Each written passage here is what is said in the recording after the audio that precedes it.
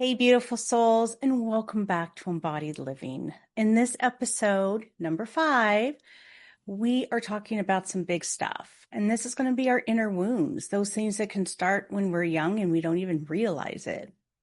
The kind that shape who we choose, how we show up, and the ways we bend over backwards trying to prove our worth instead of just owning it.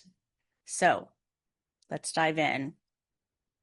So, you know, I never thought I'd say this out loud, but my divorce, best thing that ever happened to me. Anybody else feel that way? Now, did I feel that way at the time? Hell no. I was raised that you work everything out. You keep working, you keep doing this. But he asked for the divorce, and I was hurt. I was angry, resentful, bitter. Oh my God, so bitter. If I had an emotion, you just pick it, guarantee you I had it. And it was like a toxic emotional charcuterie board. I remember thinking, how dare he leave me after everything I gave? The audacity to ask me for that. But the truth, I was miserable in that marriage. Nothing I did was enough. He always found something wrong, and I just felt like I gave that man all of me, only to be thrown out like yesterday's takeout. At least that's how it felt. And here's the plot twist, worthy of a cheap reality show. I didn't know it at the time. He was seeing someone else. I had a feeling. There were so many signs. But I believed in trusting my partners. So if I said, hey, who are you out with? And he said, a friend. And I said, what friend? And he said, a friend. I just was like, okay, he was out with a friend. It wasn't until 4 years later that my daughter found out he and his now wife were together before he even asked for divorce. And I want to be honest here because this is embodied living and we do not fake anything around here. I hate to admit this, but during that time, I went a little emotional crazy. Now, I just thought it was a couple times. Like, I was like, oh, it's no big deal. You know, I dealt with it. But let's be real. It was more like a couple really long moments. My kids saw me unravel. My mom saw me fall apart.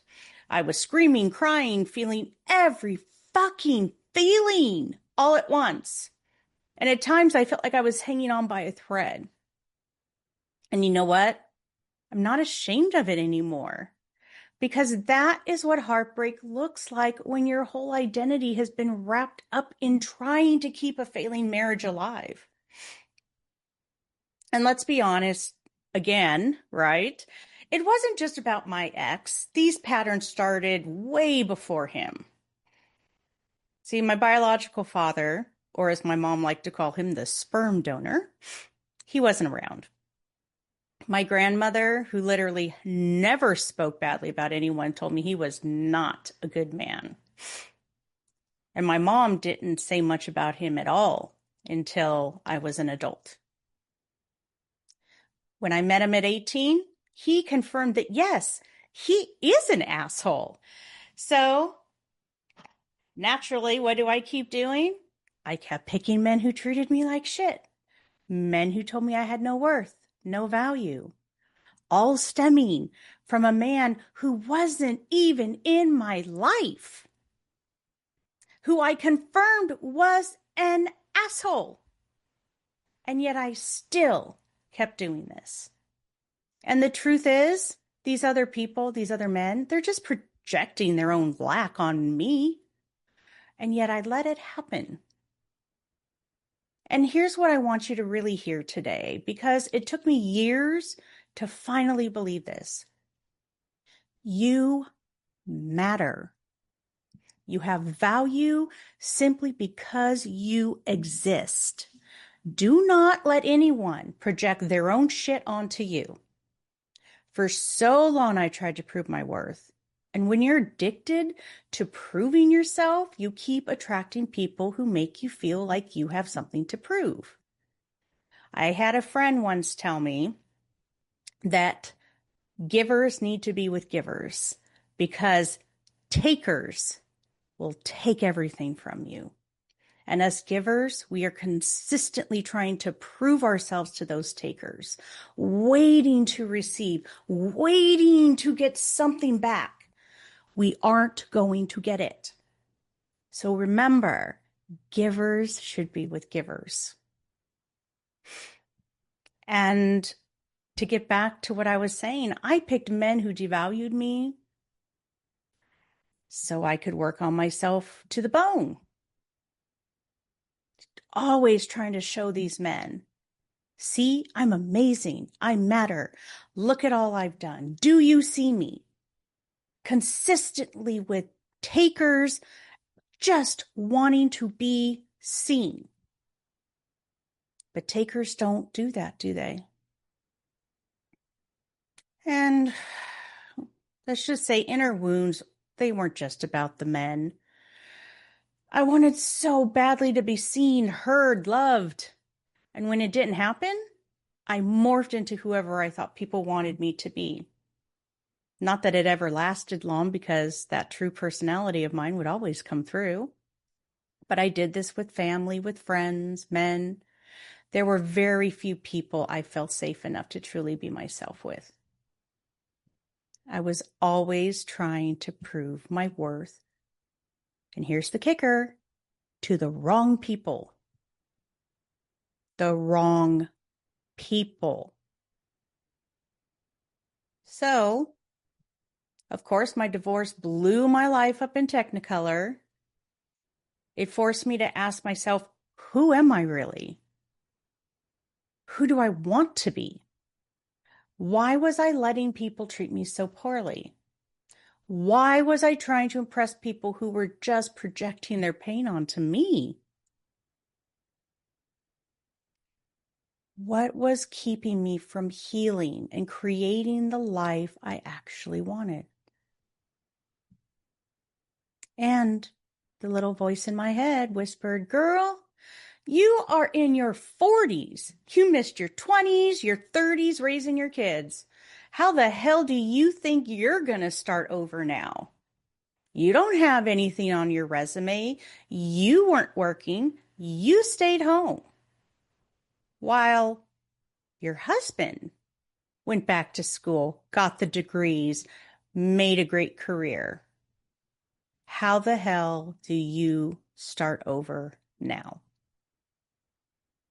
So here I was, a stay-at-home mom trying to rebuild my life at this point, wondering who was going to hire me, who would care about my gifts. I felt like I had so many skills, but nothing to show for it on a resume.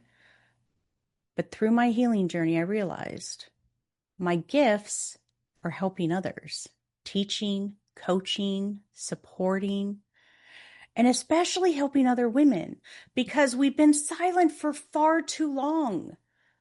Through my experiences and knowledge on healing, I could now help other women shift and transform into the women or woman she wanted to be. The woman she is, but is hiding. And we forget that our beautiful feminine energy can flow right alongside our masculine. That's our gift as a woman, right? We can flow through anything. We move in ways men can't because we don't carry the same wounds they've carried for generations. And yes, women, men have wounds, and that is why they often respond the way they do. But don't worry, I'm going to go and rant on that one in a future episode. So stay tuned for that one. But for now, let me just say this. We have permission to be both masculine and feminine. So here is a song, I Am Woman by Emmy Melly. And yes, I would absolutely add this one to your Spotify queue, ladies. I love this one so much. And if you join my Embodied Living Facebook group, I already have this one on my Fix Your Crown Spotify list. So I want to take a moment and have us look at these lyrics. I am woman. I'm fearless. I'm sexy. I'm divine. I'm unbeatable. I'm creative. Honey, you can get in line. I'm feminine. I'm masculine. I am anything I want. I can teach you. I can love you if you got it going on. How's that sit with you? To know that you can be anything you want. We can work together with these things, right? We can love each other. We can teach each other. God, I just love that. So let me speak just a teensy bit about my partner now. He came at me as a total surprise. I wasn't looking for a relationship. I was just honest. I answered his questions truthfully, and I only reached out because I needed help with something. And he started asking me about who I was. I asked him about who he was. And our conversations were just so easy, and we just never stopped talking. He saw me. I felt like the first person to see me. He listened. I listened. We just clicked.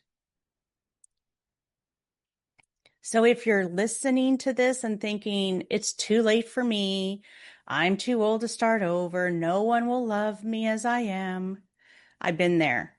Okay. These are the lies that our wounds, these inner wounds are telling us. They're whispering in our ears. Nope, too late for you. Oh, you're too old. You can't start over now. No one will love you as you are. And we go back to our past and we say, see, here's all the proof. This is what has happened to me in the past. Therefore, I have proof now. But you don't. These are lies that your wounds are telling you. You are never too old, too broken, or too far gone to create the life and the love that you truly want. Healing your inner wounds isn't about erasing your past. It's about finally choosing you. And you, my beautiful friend, are worth choosing. So, until next time, keep flowing, keep shining, and remember, you matter just because you exist.